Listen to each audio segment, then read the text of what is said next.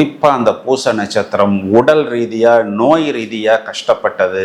புனர்பூச நட்சத்திரம் என்ன பண்ணினாங்க அப்படின்னா பொருளாதார ரீதியாக கடன் கொடுத்து விட்டு வரவில்லை அப்படிங்கிற மாதிரி எல்லாம் கஷ்டப்பட்டார்கள். ஆயில்ய நட்சத்திரத்துக்கு பண முடக்கம், தொழில் ரீதியாக ஒரு இன்வெஸ்ட்மெண்ட் பண்ணி லாக் ஆனது.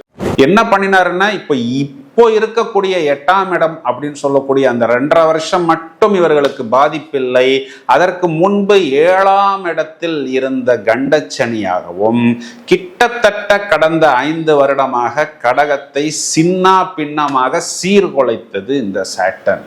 இவர்களுடைய குழந்தைகள்னு சொல்லக்கூடிய 5ஆம் வீட்டுக்கு 4ஆம் வீட்டில் சனி பகவான் அமர்ந்து குழந்தைகளுக்கு ஒரு நிம்மதி இல்லை, ஒரு சந்தோஷம் இல்லை, ஒரு அபிவிருத்தி இல்லை, எல்லாமே பிளாக். எப்படின்னா அவர்களுடைய கல்வியாக இருந்தாலும் வேலை வாய்ப்பாக இருந்தாலும் சுபகாரியமா இருந்தாலும், சுபகாரியமா அப்படின்னா என்ன சார், கடகராசின்னு சொல்லக்கூடிய ஒரு தனிப்பட்ட நபரை மட்டும் பிரச்சனைக்குள்ளாக்காமல் அந்த மொத்த குடும்பத்திற்கே பிரச்சனை, குழப்பம், தோல்வி, அவமானம் அதெல்லாம் தாண்டி ஒரு எக்ஸ்ட்ரீம் ஸ்டேஜில் கொண்டு போய் சாட்டர்ன் நிப்பாட்டி விட்டார்.